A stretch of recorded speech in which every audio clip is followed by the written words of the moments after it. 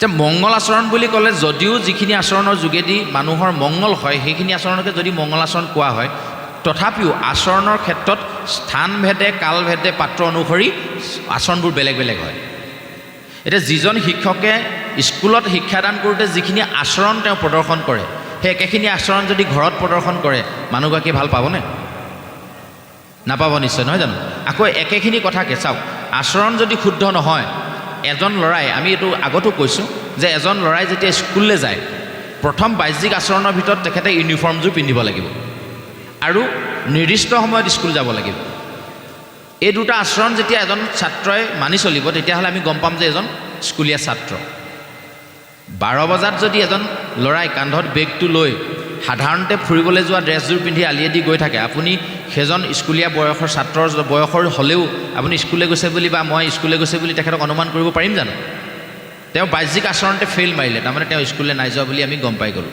এতিয়া আমি নামগৃহলৈ আহিছোঁ নামগৃহলৈ অহা প্ৰথমটো আচৰণ আমি মানি চলিছোঁ কি যে যদিও বা আমি অন্যান্য সাজ সজ্জা পিন্ধি বিভিন্ন কামৰ কাৰণে আমি যাওঁ আজি অন্ততঃ এই অনুষ্ঠানটোত একেবাৰে কণমানি শিশুটোলৈকে আমি এটা যাৱতীয় যা মানে ধাৰ্মিক পোছাক আমি পিন্ধি আহিছোঁ নহয় জানো তো গতিকে এই পোছাকযোৰ পিন্ধি অহাৰ লগে লগে গম পাই গৈছে যে এনে ভক্তিমূলক কিবা অনুষ্ঠানলৈ গৈছে বা নামগৃহলৈ গৈছে তাৰমানে বাহ্যিক আচৰণটোত আমি পাছ কৰিলোঁ এতিয়া আভ্যন্তৰীণ কিছুমান আচৰণ আছে যে এই আভ্যন্তৰীণ আচৰণসমূহ নজনাৰ কাৰণে ভাগৱতৰ ইমান সুন্দৰ সুন্দৰ আলোচকসকল তেজপুৰৰ পৰা আহে লখিমপুৰৰ পৰা আহে বিভিন্ন দূৰ দূৰণিৰ যিসকল মূল আলোচক যাৰ জোৰত সমস্ত ভাৰতবৰ্ষত ধৰ্মৰ এই যে যিটো শ্ৰীমদ ভাগৱতৰ চৰ্চাৰ অনুষ্ঠান ইমান জোৰত বিকশিত হৈছে তেওঁলোকক আমিও আনি ইয়াত আলোচনা বহাইছোঁ তেওঁলোকৰ আলোচনা আমি শুনিছোঁ তথাপিও আমাৰ হৃদয়ত ক্ৰিয়া কৰা নাই ইয়াৰ কাৰণটোৰ কাৰণে আমাৰ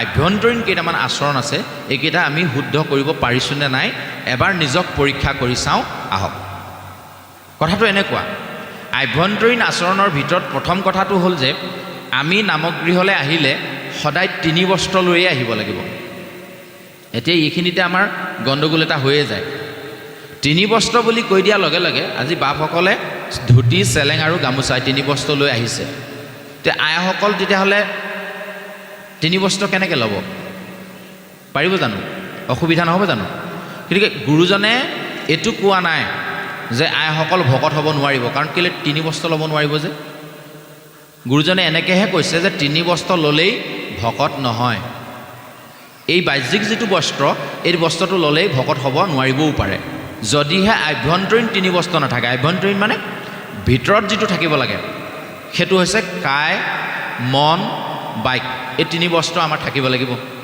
মানে আমি ভগৱন্তৰ গৃহলৈ আহিছোঁ আমাৰ কায়টো ইয়াতে থাকিব লাগিব আমাৰ দেহটো ইয়াত থাকিব লাগিব দেহটো আছে মনটো কিন্তু ঘৰত আছে মনটো বেলেগত আছে তেতিয়া হ'লেও আমি ভগৱন্তৰ কথা শুনিব নোৱাৰিম 3 নম্বৰ কথা আমি বেলেগ পাতি আছোঁ ভগৱন্তৰ গৃহলৈ আহি যদি বেলেগ কথা পাতি থাকোঁ তেতিয়াহ'লে চিধাচিধিকৈ আমি এই যে 3 বস্ত্ৰ লোৱাৰ পৰা আমি আঁতৰত থাকিলোঁ সেইকাৰণে গুৰুজনে নামগৃহ প্ৰতিষ্ঠা কৰোঁতে বাটচৰাতে দুভাগ নামসিংহ দিলে নামসিংহ কিভাগ এইকাৰণেই দিলে সেয়া হৈছে ভগৱন্তৰ নামসিংহ গুৰুজনে ঘোষাত লিখিছে ন পুণ্য অৰণ্যৰ মাজে মাধৱৰ নামসিংহ প্ৰকাশ কৰয়াতিবৰে জাৰত ধ্বনি শুনি ভয়ে পাপমতি হস্তিশ্ৰয় পলায়াতি ত্ৰাসত লৱৰে যিমান পাপমতি আমাৰ চিন্তাবোৰ আছে সমস্ত চিন্তা আমি নামগৃহৰ বাটচৰাতে খুলি থৈ আহিব লাগিব মায়াৰ বস্ত্ৰ বুলি ক'লে আমাৰ অসুবিধা হয় বুজি পাবলৈ মায়া মানে কি মায়া মানে হৈছে যাদু আগতে আপোনালোকে ডিচি ডেকা পিচি চৰকাৰ যাদু দেখিছিলে নাই ইয়াত আজিকালি ল'ৰা ছোৱালী যাদু দেখিবলৈ নাপায় কেতিয়াবা টিভিত ওলায় কেনেকুৱাবোৰ যাদু চুঙা এটা ল'লে এফালৰ পৰা কাপোৰ এখন ভৰাই দিলে ইফালে টানি দিলে চৰাই এজনী ওলাই গ'ল ৰুমাল এখন জোকাৰি দিলে গোটেই পইচা সৰি পৰিলে প্ৰকৃততে ৰুমালখন জোকাৰি দিলে সেইখিনি পইচাই ওলাইছিলেনে তেনেকৈ যদি পইচা উলিয়াব পাৰে দেখোন পৃথিৱীত মানুহে আৰু বেলেগ কৰ্ম নকৰিলেও হ'ব সেইটো প্ৰকৃততে পইচা ওলোৱা হয় জানো নহয় যাদু এই যাদুটোকে ভাগৱতৰ ভাষাত মায়া বুলি কৈছে ভগৱন্তই আমাৰ চকুত যাদু কৰি থৈছে কোনখিনিত যাদু কৰি থৈছে উদাহৰণস্বৰূপে যেতিয়া মুকলি ফৰকাল আকাশত মুকলি আকাশৰ তলত যেতিয়া আমি ৰৈ ওপৰলৈ যদি আমি চাই দিওঁ বা বহুত দূৰ আঁতৰলৈ যদি চাই দিওঁ যেন বাতি এটাৰ নিচিনাকৈ গৈ পাহাৰটোত আকাশখন লগ লাগি গৈছে বেছি দূৰ চাবই নালাগে ইয়াৰ পৰা দৌলবাগানমানতে যেন পাহাৰটো লাগি গৈছে এনেকুৱা নিচিনা দেখোঁ নাই কিন্তু প্ৰকৃততে আকাশখন তাত লাগিছে জানো? সেইটো সত্য হয় জানো? নহয়, সেইটো হ'ল যাদু। এই যাদুৰ যিখন পৰ্দা, মায়াৰ যিখন পৰ্দা, এই পৰ্দাখনে কেৱল মাত্ৰ অবস্তুটোকেহে বস্তু বুলি দেখে। এতিয়া যদি আপোনাৰ ভাবে এই তেনালীটোলৈ যায়, দৰিকালৰ যদি তেনালীটোত আপোনালোকে মাউতগাঁৱলৈ যাওঁতে যে দৰিকালত যিটো ট্ৰেইনেল পায়, এই ট্ৰেইনালীৰ পৰা শিমলুগুৰিলৈকে ট্ৰেইন ৰাস্তাটো একদম ধুনীয়া পোন। আপোনালোকে তাতে মাজত ৰৈ পিনি আঁতৰলৈ চাই দিবচোন, যেন শিমলুগুৰি পাওঁ হওঁতে ৰেল লাইন দুটা যেন লগ লাগি গৈছে, এনেকুৱা নিচিনা দেখিব নে নেদেখিব? দেখিব। কিন্তু এইটো প্ৰকৃততে হয় জানো? নহয়, সেয়া হ'ল যাদু, মায়া। এই যে মায়াটো আমাৰ চকুত ৰাখিছে, যে তেনেধৰণে মনৰ মাজতো এটা মায়া ভগৱন্তই ৰাখি থৈ দিছে। এই যে মনটোৱে অহৰ্নিশে ইফালে সিফালে গৈ থাকে, গতি কৰি থাকে, মনটো স্থিৰ নহয়। যে এই অস্থিৰ মনটোক যেতিয়ালৈকে স্থিৰ কৰি ল'ব নোৱাৰিম, ভগৱন্তৰ কথা আমি কিন্তু শ্ৰৱণ কৰিব নোৱাৰোঁ। মনটো থাকে, মানুহটো ইয়াতে থাকিম, চব ইয়াতে থাকিব, দেহটোও থাকিব, মনটো ইয়াতে দিম বুলি ভাবিব, কিন্তু কাণখনে বেলেগ কথা শুনি থাকিব। ওচৰত বেলেগজনে বেলেগ কথা কৈ আছে, সেইটো শুনি থাকিব, আৰু মই স্পীকাৰত ইমান ডাঙৰকৈ কৈ আছোঁ, সেইটো আপোনাৰ কাণত নোসোমাব। এইটো কেনেকুৱা কথা? হয়নে নহয়? ইমান ডাঙৰ ডাঙৰকৈ ভগৱন্তৰ কথা তেওঁলোকে পাঠ কৰি আছে, কিন্তু আমি ইতিমধ্যে যিমানখিনি পাঠ হৈ গ'ল, বোলে কি পাঠ হৈ গ'ল যদি আমাক সোধা যায়, আমাৰ হ'বলৈ হয়তো সদায় ভাগত পঢ়ি থকা কিজনৰো অসুবিধা হ'ব পাৰে। কেলৈ? যে এই কাণখনে আচলতে যদিও শুনিছে, এইটো শুনা নহয় আচলতে। যে ই ভিতৰত প্ৰৱেশ কৰিবলৈ মহাত্মা গান্ধীৰ 3টা পুতলা আছিলে, হয়নে নহয়? বেয়া নাচাবা, বেয়া নকবা, বেয়া নুশুনিবা। ঠিক তেনেধৰণে আৰু 3টা পুতলা এজন ৰজাই ৰাখিছিলে। মানে ৰজাই ৰাখিছিলে, পুতলাকেইটাৰ ভিতৰত কোনটো পুতলা দামী এইটো আমি বিচাৰ কৰি ল'ব লাগিব নিজেই। এটা পুতলাৰ কি হৈছে, টেষ্ট কৰিছে ৰজাই, যে পুতলা কোনটো শ্ৰেষ্ঠ আমি চাব লাগিব, পৰীক্ষা কৰিব লাগিব। দেখাত একেই গোটেইকেইটা। এটাৰ কাণেদি বেজী এটা ভৰাই দিলে, অলপ জোকাৰি দিলে, লগে লগে ইখন কাণে ওলাই গুচি গ'ল, গম পাইছেনে? আৰু দ্বিতীয়টো পুতলাৰ কাণত বেজীটো ভৰাই দিলে, জোকাৰিলে নোলালে আৰু ভিতৰত সোমাই থাকিলে। 3 নম্বৰ পুতলাটোত কাণত বেজীটো ভৰাই দিলে, অকণমান দেৰি পিছত জোকাৰি দিলে, মুখেদি ওলাই আহিলে। এতিয়া আপোনাৰ হবে কওকচোন বাৰু, কোনটো পুতলা শ্ৰেষ্ঠ নিচিনাকৈ ৰজাই নিৰ্বাচন কৰিলে? তে আমি কৰা নাই বাৰু, ৰজাই নিৰ্বাচন কৰিলে। তে আমি বুজি পাইছোঁ নাই কোনটো পুতলা শ্ৰেষ্ঠ হ'ব? কোনটো হ'ব? যিটো পুতলাৰ কাণেদি বেজীটো সোমাই মুখেদি ওলাই আহিছে, সেইটো শ্ৰেষ্ঠ বুলি ক'লে ৰজাই। কেলৈ জানেনে? যে এই যিমানবোৰ সংসাৰত জ্ঞান আছে, যিমানবোৰ ভাল কথা আমি যে কাণেদি সোমোৱাইছোঁ, এইখিনি যদি এইফালে সোমাই এইফালে ওলাই যায়, কাম নহ'ব। আৰু যদি সেইখিনি সোমাই পেটতে সোমায়ে থাকিলে, মগজুতে থৈয়ে দিলোঁ, কাকো নকলোঁ, তেতিয়াও নহ'ব। যিমান শিক্ষা ল'ম, যিমান জ্ঞান ল'ম, মই কাণেৰে শুনি মুখেৰে যাক যিমান ব্যক্ত কৰিম, সিমান আপুনি ধনী হৈ গৈ থাকিব। পৃথিৱীৰ সমস্ত ধন আপুনি যিমান দুহাতেৰে খৰচ কৰিব, শেষ হৈ গৈ থাকিব। কিন্তু এটাই ধন বাঢ়ি বাঢ়ি যাব, সেই হ'ল বিদ্যাধন, সেয়াই হ'ল শিক্ষাধন, সেই হ'ল জ্ঞানৰ ধন। যিমানে আপুনি কাণেৰে শুনিব, সিমানে মুখেৰে ব্যক্ত কৰিব, সিমানে জ্ঞান আপোনাৰ বৰ্ধিত হৈ গৈ থাকিব, সমাজ ডাঙৰ হৈ গৈ থাকিব, আপুনি সমাজৰ প্ৰিয় পাত্ৰ হৈ গৈ থাকিব। এই ধৰণে আমি নিজক নিৰ্বাচন কৰি ল'ব লাগিব।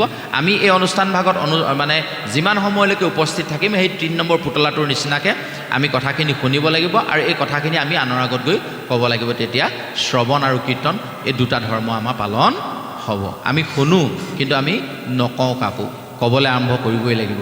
আজি আমি নামঘৰত কি শুনিলোঁ, কালিলৈ মোৰ ঘৰত যিজন আহিব নোৱাৰিলে, তেওঁৰ আগত আমি গৈ ক'বগৈ লাগিব। এই হ'ল আভ্যন্তৰীণ যিটো ভাগৱতৰ ধৰ্ম, যিটো মংগলাচৰণ, এই আচৰণৰ কথা ক'লোঁ।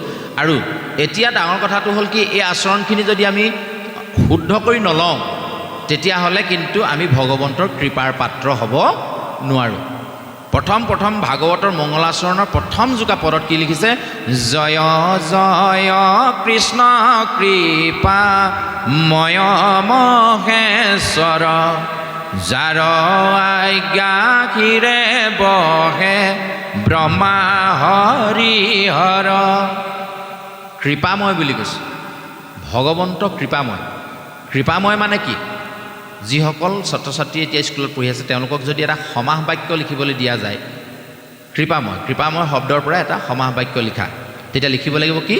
যি সকলোকে কৃপা কৰে, তেওঁক কোৱা হৈছে কৃপাময়।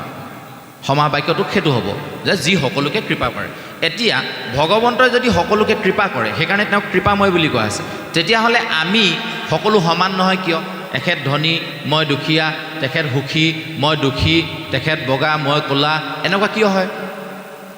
যদি সকলোকে কৃপা কৰে, সকলো সমান হ'ব লাগিছিল নহয়। কিয়? কৃপাটোত গণ্ডগোল নাই, গণ্ডগোল আছে কৃপাৰ পাত্ৰটোত। এইটো ক'ত থাকে এতিয়া বিচাৰি উলিয়াওঁ আহক। আমি নৱপ্ৰজন্মক সেইকাৰণে কৈছোঁ যে আমি কথাখিনি যিমান কম নৱপ্ৰজন্মৰ প্ৰতি ক'ম যে আমি যে শিক্ষকৰ মৰমৰ পাত্ৰ, আমি যে মা দেউতাৰ শ্ৰদ্ধাৰ পাত্ৰ, কাৰোবাৰ প্ৰিয় পাত্ৰ, এনেকৈ আমি কওঁ নহয়। এইটো ক'ত থাকে পাত্ৰ? এই ঘটিটো এটা পাত্ৰ, তাত পানী থ'ব পাৰি। পাচিটো এটা পাত্ৰ, তাত ফল মূল ধান চাউল থ'ব পাৰি। এই যে পাত্ৰবোৰ আমি দেখি আছোঁ, কিন্তু মৰমৰ পাত্ৰটো ক'ত থাকে? কৃপাৰ পাত্ৰটো ক'ত থাকে? বুজি ল'ব লাগিব নহয় জানো যে কৃপাৰ পাত্ৰটো থাকে হৃদয় নামৰ এডোখৰ জেগা আছে, অন্তৰ নামৰ এডোখৰ জেগা আছে, য'ত মৰমবোৰ সোমাই থাকে, য'ত ভগৱন্তৰ কৃপাবোৰ সোমাই থাকে। এতিয়া ডাঙৰ কথাটো হ'ল যে সেই পাত্ৰটো যদি লেতেৰা হৈ থাকে তেতিয়াহ'লে ভগৱন্তৰ কৃপাটো লেতেৰা হৈ পৰিব।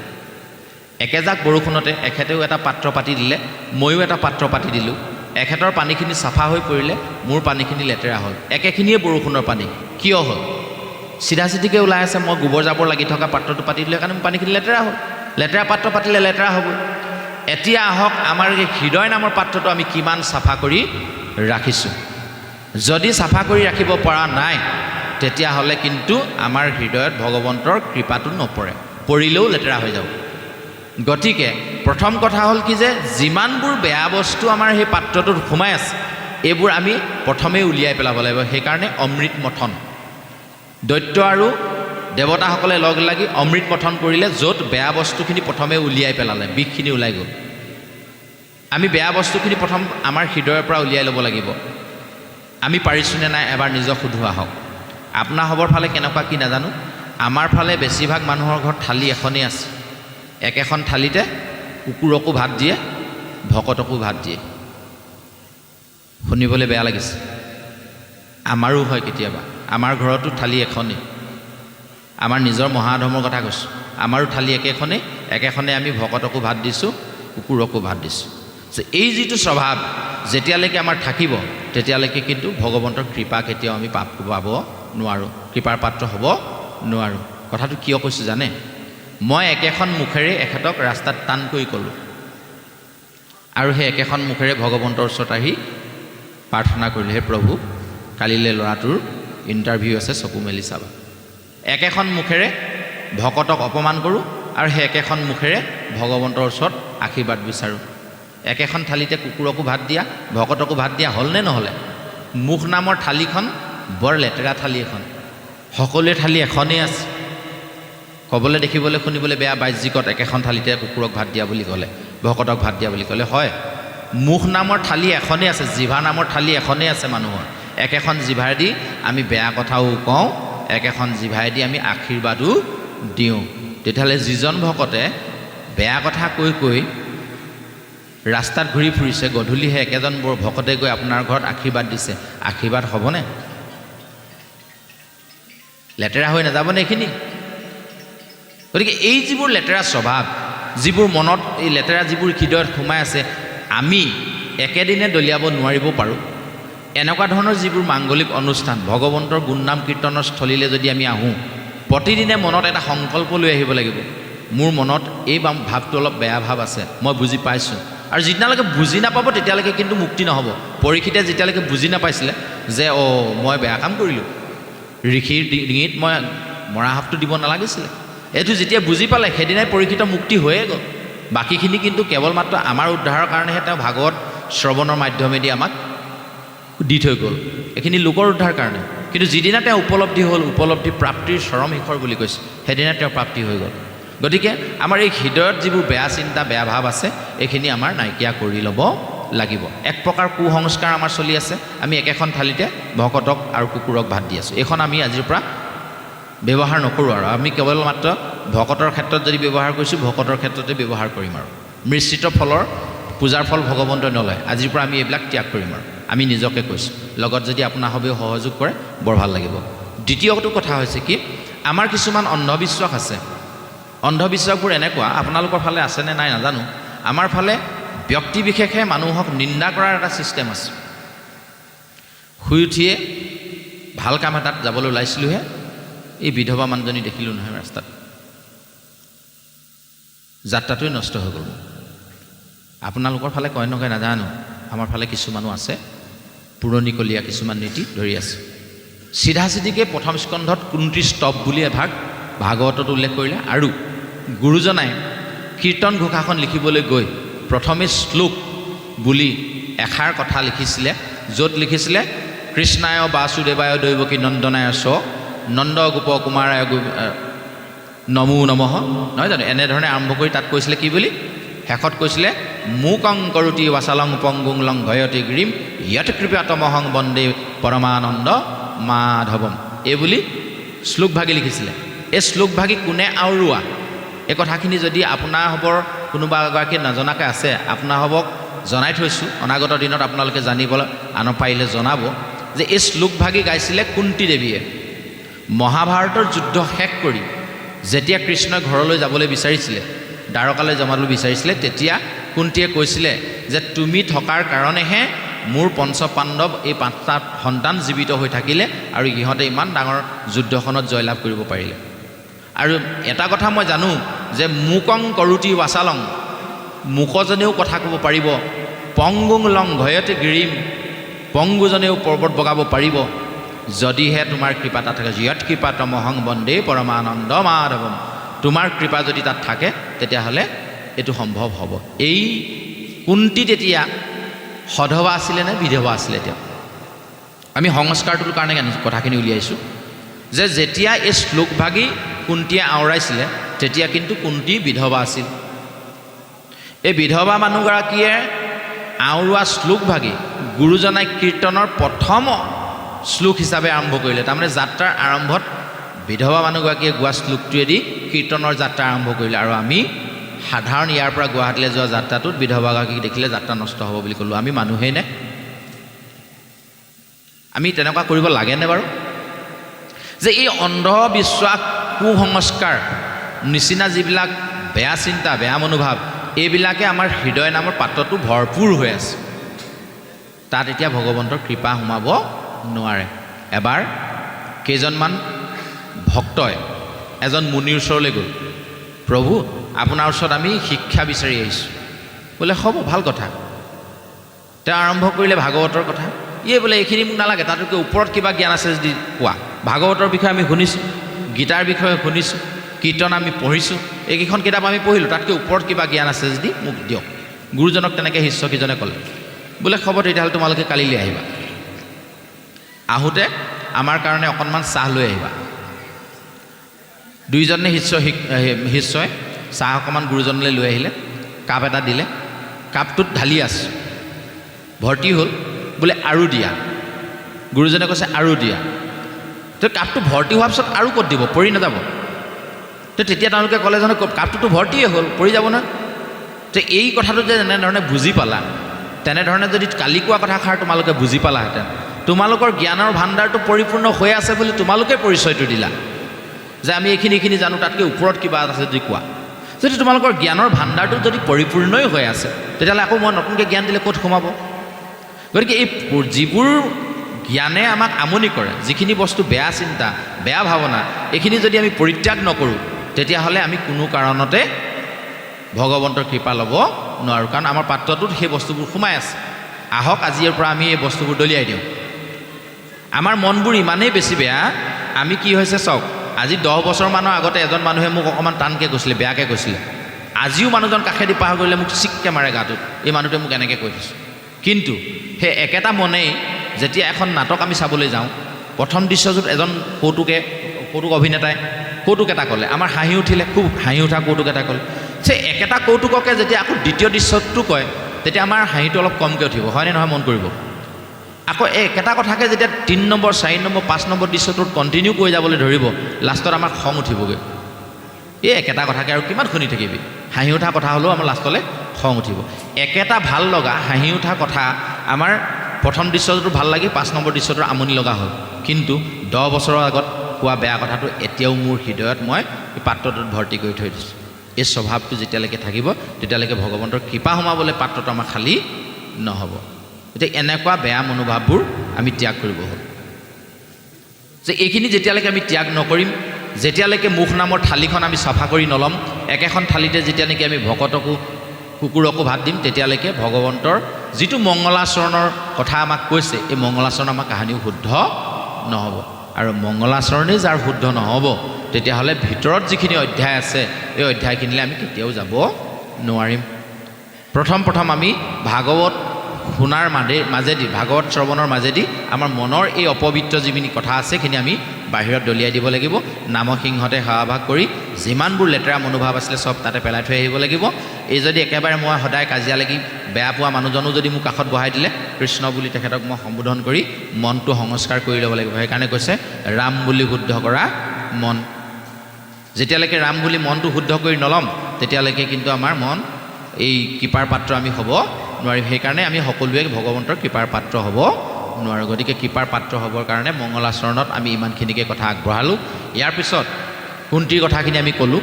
কুন্তীয়ে যিখিনি কৈছিলে শ্লোক, এতিয়া ভীষ্মৰ যিখিনি মুখ্য, এই মুখ্যটোত ক'বলৈ যাওঁতে ভালেমানখিনি কথা আছে যে এইখিনি গোটেইখিনি আমি নকওঁ। এটা কথাই আমি কওঁ যে আমি জীৱনত যিবোৰ ভুল কৰিছোঁ এই ভুলৰ যদি যেতিয়ালৈকে শুধৰণি নহ'ব তেতিয়ালৈকে কিন্তু আমাৰ কি হৈছে ভগৱন্তৰ প্ৰাপ্তিৰ যিটো দিশ, আমি যিমানে 7 দিনীয়া 8 দিনীয়া যিমান আমি সেৱা কৰি থাকোঁ আমাৰ কেতিয়াও শুদ্ধ নহ'ব, আমাক কেতিয়াও ভগৱন্তৰ কৃপা লাভ নকৰিম। ইয়াত ভীষ্মৰ মুখ্য উৎসৱত এটা কথা আমাক কৈছে যে ভীষ্মই যেতিয়া হৰসজ্জাত পৰিছে, হৰসজ্জাত পৰোঁতে তেওঁ প্ৰতিটো মানে 1 ইঞ্চি দূৰে দূৰে গোটেই দেহটো হৰবিদ্ধ হৈছে। ভাবকচোন, এপাত কাৰে খচিলে আমাৰ জীয়াই থাকিবলৈ দিগদাৰ হ'ব, তেওঁ 1000 পাত হৰবিদ্ধ হৈছে, তাৰ পাছতো ভীষ্ম জীয়াই আছে। ইয়াৰ তত্ত্বটোনো কি? কোনোবাই ক'ব ভীষ্মই ইচ্ছা মৃত্যুৰ বৰ লাভ কৰিছিলে, গতিকে তেওঁ ইচ্ছা নকৰিলে নমৰে। হয় কথাটো, কিন্তু তাৰ পৰা আমি কি জানিম? ভীষ্মই তেনেকৈ থাকিব পাৰিছিলে, আজি আমি পাৰিম নে নোৱাৰিম? আমিও তেনেকুৱা সংসাৰৰ বহু হৰৰ খোজ খাই খাই জীয়াই আছোঁ। আজি কোনোবাই টানকৈ ক'লে, আজি আৰ্থিক অভাৱত মই কাৰোবাৰ পৰা টান কথা শুনিবলগীয়া হ'লোঁ, কিবা এটা নজনাৰ কাৰণে কাৰোবাৰ পৰা মই গালি খাবলগীয়া হ'ল। এনেকুৱা হৰ বাক্যৰ বান আমাৰ দেহৰ প্ৰতিটো ইঞ্চিয়ে সোমাই আছে। ঠিক ইয়াৰ যোগেদি আমি কৰিবলগীয়া কৰ্মটো কি? ভীষ্মই কি দেখুৱালে? যে দুৰ্যোধনৰূপী যিবোৰ চিন্তা, সেই চিন্তাটোৰ লগত অযোধ্যাখন বচাই ৰখাৰ, হস্তিনাপুৰখন বচাই ৰখাৰ ক্ষেত্ৰত ভীষ্মই হস্তিনাপুৰত থাকি দুৰ্যোধনৰ চাউল খায়, কৌৰৱৰ চাউল খায়, যিখিনি তেজ গোটালে, যিখিনি অনীতিৰ তেজ, অন্যায় ধৰ্মৰ যোগেদি গোটোৱা ৰক্ত, সেই ৰক্তখিনি তেওঁ প্ৰতি ইঞ্চি দূৰেৰে কাঁড়বিদ্ধ হৈ তেজখিনি গোটেইখিনি তললৈ পেলাই দিলে। পেলাই শেষত অন্ন মাত্ৰ কি গ্ৰহণ কৰিলে? গংগাজল। এই গংগাজলটো কিয় য'তে ত'তে ব্যৱহাৰ কৰে?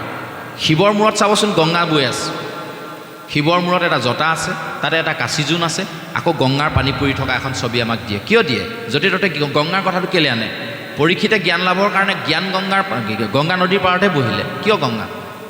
ইয়াত গংগা বুলি ক'লে সেইটো কাৰণে আমি বুজি ল'ব লাগিব যে জ্ঞান গংগাৰ জল যেতিয়ালৈকে মূৰত নপৰিব তেতিয়ালৈকে মূৰত যিবোৰ চিন্তাৰ জঁট আছে সেইটো কেতিয়াও নাইকিয়া নহ'ব। ভক্তিৰ গংগা যেতিয়ালৈকে মূৰত নবব তেতিয়ালৈকে কিন্তু আমি ভগৱন্তৰ ওচৰলৈ আহিব নোৱাৰিম। সেইকাৰণে এই দুটা অৰ্থ আমাক ইয়াত দিছে। সেইকাৰণে ভীষ্ময়ো পানী খালে শেষত গংগা জল, জ্ঞান গংগাৰ জল পান কৰি তেখেতে বুজি পালে যে যিখিনি কৰি আহিছিলোঁ ভুল, সেই ভুলখিনি তেওঁ যিদিনা উপলব্ধি কৰিলে, যিদিনা কৃষ্ণক চিনাকি কৰি দিব পাৰিলে পাণ্ডৱক, সেইদিনাই তেওঁ মোক্ষ লাভ কৰিলে, সেইদিনাই তেওঁ ইচ্ছা মৃত্যু, সেইদিনাই যাওঁ বুলি গুচি গ'ল।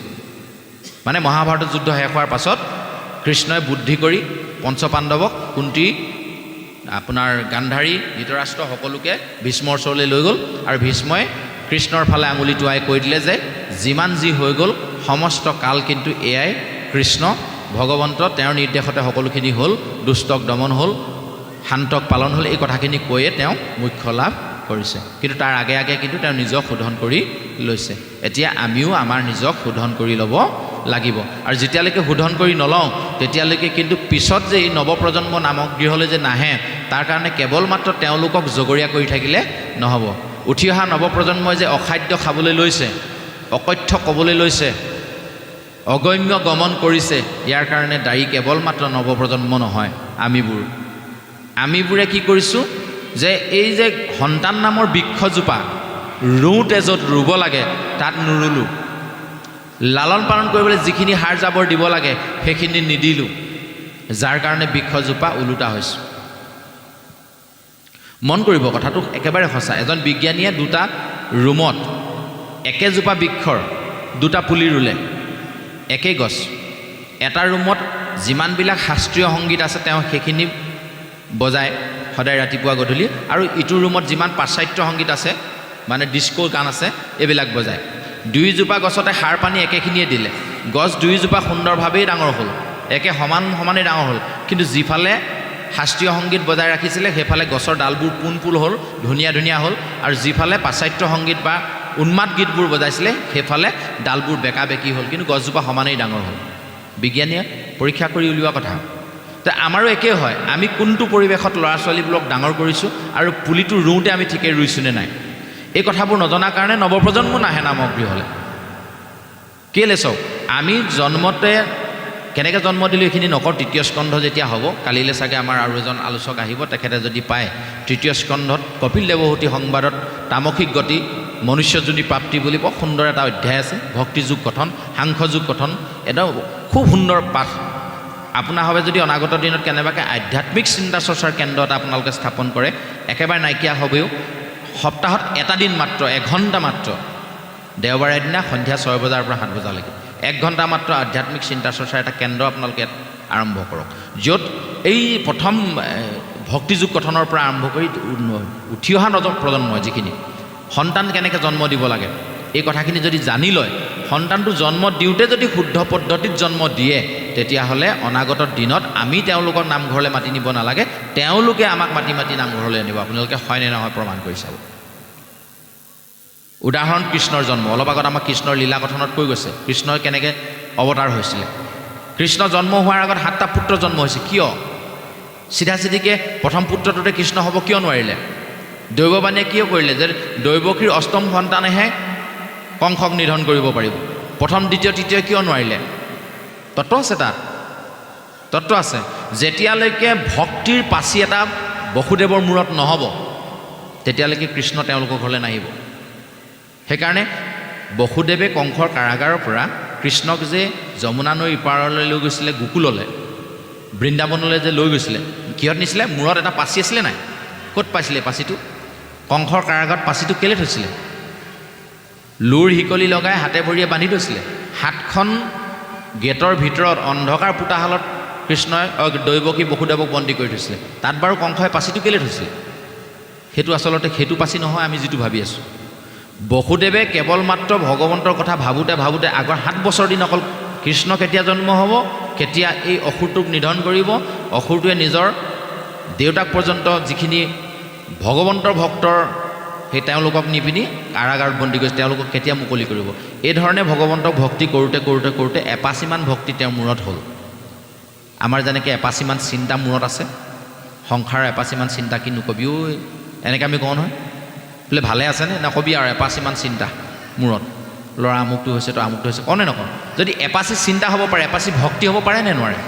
যে যেতিয়াই ভক্তি এপাচি হ'ব ভগৱন্তৰ মূৰত বহি দিব, যিদিনা ভগৱন্তৰ মূৰত বহি দিব সেইদিনা আৰু আপোনাৰ সংসাৰৰ একো আপদে একো কৰিব নোৱাৰে। কেলৈ? অনন্ত নাগে আপোনাক ছত্ৰ ধৰি ল'ব, হয়নে নহয়? অনন্ত নাগ কোন? বলৰাম, ভগৱন্ততকৈ শ্ৰেষ্ঠ ৰাম, ৰামৰ পিছতে কৃষ্ণ, হয়নে নহয়? অনন্ত নাগে আমাক ছত্ৰ ধৰিব, তেতিয়াহ'লে সংসাৰে একো যতে আমাক একো আমনি কৰিব নোৱাৰে। এতিয়া এই ভক্তিৰ পাচিটো আমাৰ মূৰত আহিবলৈ হ'লে প্ৰথম কথা আমি প্ৰথমেই যিজোপা গছ ৰুলোঁ, গছজোপা নিৰ্বাচনটো শুদ্ধ হ'ব লাগিব। যদি ঘৰৰ পদূলিত 20 গছৰ পুলি এটা মই নজনাকৈ ৰুই দিলোঁ, আমি নিশ্চিন্ত থাকিব লাগিব অনাগত দিনত সেই 20 গছৰ পুলি কিন্তু আমাৰ সন্তানে খাব, গুটি কিন্তু খাবলৈ পাবই পাব। যদি আমি এজন ভাল গছৰ পুলি ৰুই থৈ যাওঁ, মই খাবলৈ নাপালোঁ, অনাগত দিনত মোৰ সন্তানে, মোৰ নাতিপুতিয়ে তাৰ ফল খাবলৈ পাব। গতিকে আমি বৃক্ষজোপা কেনেকুৱা ৰুম এইটো আমাৰ ওপৰত নিৰ্ভৰ কৰিব। সেইকাৰণে আমি মনুষ্য নামৰ বীজটো, এইটো একদম ওলাই কৰিব নোৱাৰি, একদম সত্য কথা। মনুষ্য নামৰ বীজটো আমি য'ত হেঁচিম তাৰ কাৰণে আমি প্ৰথম তলিডোখৰ নিৰ্বাচন কৰোঁ, যেতিয়া আমাৰ বীজ সিঁচাৰ বয়স হয়। প্ৰথমে আছিলি মন ব্ৰহ্মৰ কুণ্ডত, বায়ুৰূপে স্থিতিল ভৈলি, পিতৃৰ শিৰত ৰসৰূপে আহি ভৈলি মাতৃৰ গৰ্ভত। যেতিয়ালৈকে মাতৃৰ গৰ্ভলৈ ৰসৰূপে আমি যাব নোৱাৰোঁ, তেতিয়ালৈকে সন্তানৰ সৃষ্টি নহয়। প্ৰথমতে বায়ুৰূপে আমাৰ শিৰত থাকে, তাৰমানে কি হৈছে, মিনিমাম 12 বছৰ, 10 বছৰ, 12 বছৰলৈকে এজন মানুহৰ সন্তান জন্ম দিব পৰা ক্ষমতাটো নাথাকে, কাৰণ তেতিয়ালৈকে বায়ু হৈ থাকে। বায়ুটো আহি বীৰ্য হ'ব লাগিব, ৰসৰূপে মাতৃৰ গৰ্ভলৈ যাব লাগিব। এই মাতৃৰ গৰ্ভটো হৈছে সন্তানৰ বীজ ৰোপণ কৰা সেই যে ফুলৰ টাবটো, যিটো টাবত মই ফুলৰ পুলিটো ৰুম। এতিয়া কথাটো হ'ল যে যদি ফুলৰ পুলি ৰুবলৈ মন যায়, তেতিয়াহ'লে আমি টাবতে ৰুব লাগিব কিন্তু আমি আকৌ ফুলৰ পুলি নুৰুওঁ আমি ফলৰ পুলি ৰুম কেলে সেই বৃক্ষজোপাৰ ফল আমি খাবলৈ পাম পুত্ৰই যিবিলাক আৰ্জন কৰিব সেয়া আমি ভুগিব লাগিব ল'ৰাই পানী পেলালে বৰে পিছলি পৰিব লাগিব না ল'ৰাই দুষ্ট কাম কৰিলে আমি তাৰ ফল ভুগিব নালাগিব জানো গতিকে এই জোপা বৃক্ষ হৈছে ফল দিয়া বৃক্ষ এতিয়া ফল দিয়া বৃক্ষজোপা আমি টাবত ৰুলে নহ'ব আমি ৰুব লাগিব চিধা চিধিকৈ মাটিত এই কথাটো নজনাৰ কাৰণে আমি আৰম্ভণিতে পুলিটো ৰুই দিলোঁ টাবত এতিয়া আম গছৰ পুলি এটা কিনি আনিছিলোঁ ভাল চাপৰতে লগা ডাঙৰ আমৰ সঁচ অত্যাধুনিক পদ্ধতিত সৃষ্টি কৰা খুব মিঠা আমৰ গছজোপা আনিলোঁ কিন্তু টাবত ৰুই দিলোঁ টাবত ৰুই যিমানে সাৰ জাবৰ দিয়ক আপোনাৰ সেই শিলিখাটো সমান যদি ফল এটা দিয়েগৈ আৰু খুব তাতকৈ আৰু ডাঙৰ ফল সি দিব নোৱাৰে হয়নে নহয় তাক আমি মাটিত ৰুব লাগিব তেতিয়াহে আমৰ ফলটো আমি খাবলৈ পাম এতিয়া ডাঙৰ কথাটো হ'ল কি এই কথাটো নজনাকৈ যদি কোনোবাই টাবত আমজোপা ৰুই দিলে তেতিয়াহ'লে ফল তেওঁ তাৰ পৰা আশা কৰিব নোৱাৰে